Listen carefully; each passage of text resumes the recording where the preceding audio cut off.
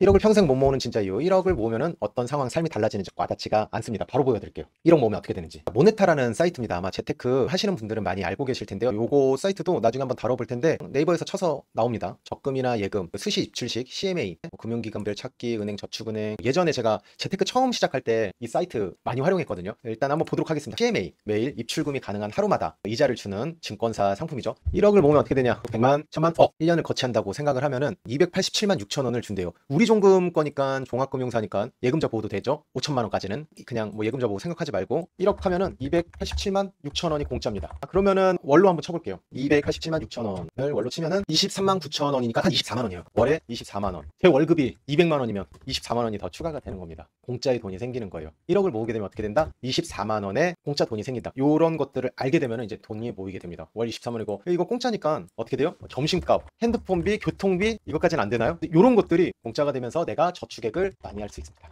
사실 은행 예금보다도 더 쉬운 거거든요. CMA는 언제든 이제 뺐다 넣었다 할 수 있잖아요. 강제성이 없거든요. 여기 보면은 1년 말고도 1개월 묶으면 이제 22만 원 이런 식으로 줘요. 1년을 묶어버리는 거랑 1년을 두는 거랑 조금 이자가 다르죠. 하루만 한번 넣어볼까요? 1억을 하루만 넣어도 7,416원을 줍니다. 1억을 금요일 날 아침에 쓸 일이 없어서 넣어놓고 월요일 날 빼도 7,400원을 줍니다. 그래서 요거는 약간 꿀팁인데 악용하시면 안 됩니다. 예를 들어 제가 모임 총무인데 거의 200만 원을 제가 이제 가지고 있어요. 한 다음 주에 써요. 그럼 이거 CMA에 잠깐 7일 정도 넣어도 문제가 없겠죠? 내가 주식 코인 하면 문제지만 CMA 넣었다가 어차피 은행 예금 통장에 넣는 거랑 똑같은데 내가 조금 부지런을 떨어서 이자를 챙기는 거니까 일주일 동안 이렇게 얼마예요? 1,000원. 1,000원 어디에요? 땅 파서 1,000원 나오니까 요즘 동전이랑 지폐도 없긴 하지만 일주일 이렇게 넣으면은 1,000원이 생긴다. 공짜다. 그러니까 대한민국 자본주의에서 1억이 있으면은 이게 공짜가 되는 겁니다. 일주일만 넣어놔도 되고 하루만 넣어놔도 돼요. 짧게 3개월 미만의 국고채, 특판 채권, 증권사에서 이제 빨리빨리 주는 거 있거든요. 한번 다뤄보도록 하겠습니다. CMA가 가장 난이도가 낮죠. 예금도 약속한 기간을 채워야만 그 약정 이자를 주죠. 안 그러면 부스러기 이자 주잖아요. 한번 볼까요 이거? 은행도? 1억 한번 비교해 볼게요. 1억 많이 주네요. 저축은행이라서 그냥 은행으로 한번 해볼까요? 그래도 360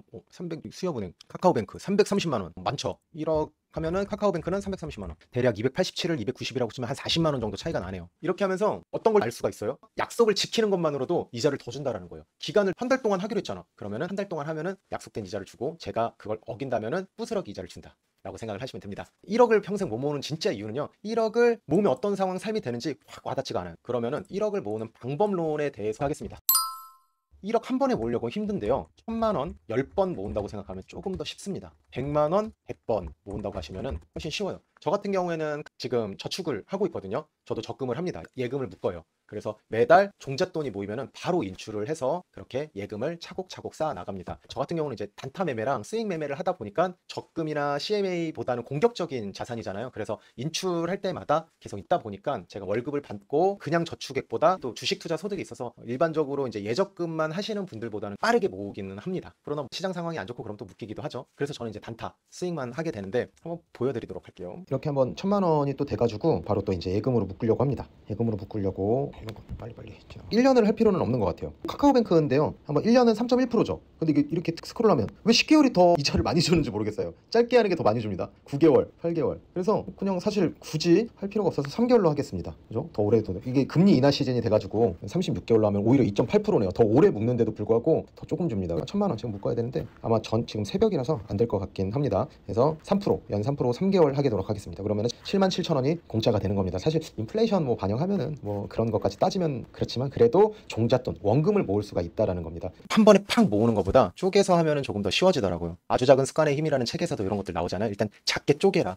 어느새 8번, 9번 되면은 800만 원이 모였어요. 와, 200만 원만 더 모으면 1,000만 원이 되네. 또 아끼게 되고 1,000만 원을 또 예금으로 묶고 이제 조금 남거든요. 37만 원 남아요. 이제 37에서 이제 또 50만 원 모으고 싶고 저축의 재미를 느끼게 됩니다. 쓸데없는 소비를 안 하게 됩니다. 1억을 한 번에 모으려고 그러면은 위험한 투자를 하던가 도박성 상품을 하게 되거든요. 그럼 이제 1억을 모으게 되면은 공짜로 생긴다라는 걸 알았어요. 1억을 모으면 끝이 아니거든요. 사실은 1억 말고도 요즘에 아파트 뭐 서울은 다 10억이 넘는데 1억 모으면 끝이 아니죠. 1억이 이제 본격적인 시작이라고 할 수 있는데 종잣돈 굴리기 곧 이어지는 영상에서 한번 다뤄보고요. 자본주의 시스템에서 점심값, 핸드폰, 교통비를 공짜로 쓸 수 있다라는 것을 이제 인식하게 되면 그 밑으로 잘 안 떨어집니다. 차근차근 모으게 되면요. 이 돈들이 너무 소중하잖아요. 저도 예전에 대학교 1학년 때 돈이 없어가지고 친구들이랑 놀아야 되는데 바로 이번 주에 놀아야 되면 인력소 가가지고 노가다 뛰거든요. 인력소 좀 떼주면 45,000원, 5만원 이렇게 됩니다. 제가 덩치가 큰 것도 아니고 벽돌 나르는 건 안 되고 그냥 공사장 주변 쓸고 공사 현장 정리하는 업무를 주로 맡았는데 돈이 꼭 필요하면 술값이 모자르면 꼭 힘들게 벌면 잘 안 써요. 그래서 그 인력수에서 받은 돈 해가지고 집으로 돌아오는데 의정부 간해역에서 신촌으로 돌아오는데 그 돈 못 쓰겠더라고요. 결국엔 그 봉투에 있던 돈은 그대로 서랍에 있고 언제 썼는지 모르겠습니다. 열심히 일해서 번 돈으로 모으게 되면은 함부로 쓰지 않게 돼요. 그럼 안정형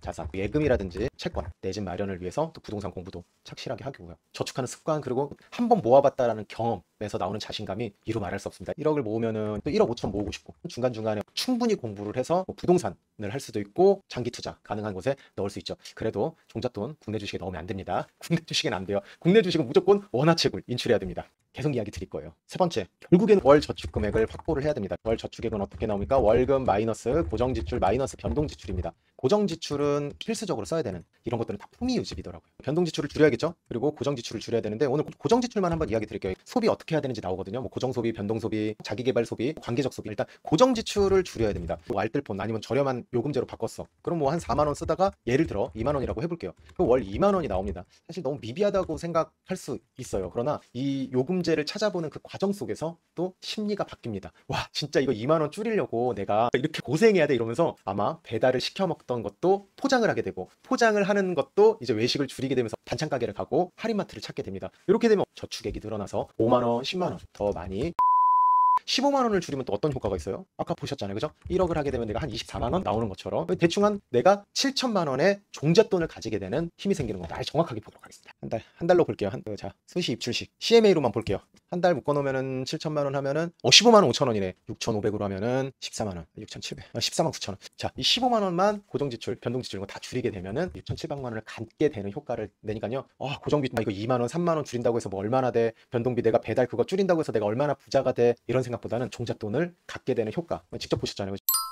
라이프테크라고 하는데요. 뭐 펀드나 적립식, 뭐 ETF라든지 이런 것도 있는데 20대 사회초년생 분들한테는 재테크보다는 몸값을 높이는 데 집중하라고 합니다. 투자의 대가. 워렌 버핏 할아버지도 최고의 투자는 나에게 투자하는 거다. 고정 지출이랑 변동 지출에 뭐 0으로 다 만들 수는 없잖아요. 우리 밥도 먹어야 되고 부모님도 만나야 되고 핸드폰도 써야 되니까요. 평생 와이파이만 찾아다닐 수는 없잖아요. 공기계 사서. 월급을 늘려야 됩니다. 자, 이렇게 오늘은 1억 모으지 못하는 이유, 그리고 1억을 모으는 원리, 방법, 그리고 저축액을 늘리는 방법까지 이렇게 알아봤는데요. 종잣돈을 모으신 분들이 비슷하게 합니다. 무리하게 하지 않아요. 몸값을 높여가면서 내가 필요한 소비, 나의 가치관과 맞는 소비들을 하면서 모아가면서 내가 왜 이걸 해야 되는지, 적금 만기가 되면은 또 그런 현상이 발생합니다. 갑자기 아이폰이 새로 나오고 우리 집 TV가 굉장히 작아 보이는 현상들이 나오는데요. 내가 좀만 더 모으면은 공짜로 핸드폰을 쓸 수 있다. 재테크뿐만 아니라 저축 부분, 돈 관리라고 합니다. 이런 부분들에 대해서 이야기를 드리도록 하겠습니다. 알아서 잘하시는 분들은 영상 안 보셨을 거예요. 영상을 보고 이해가 안 되거나 나의 상황에 맞춰서 월급 관리에서 종잣돈을 모으고 싶으신 분들은 아래 고정 댓글로 하시면은 온라인으로 상담을 받으실 수 있습니다. 다음 영상에서 뵐게요.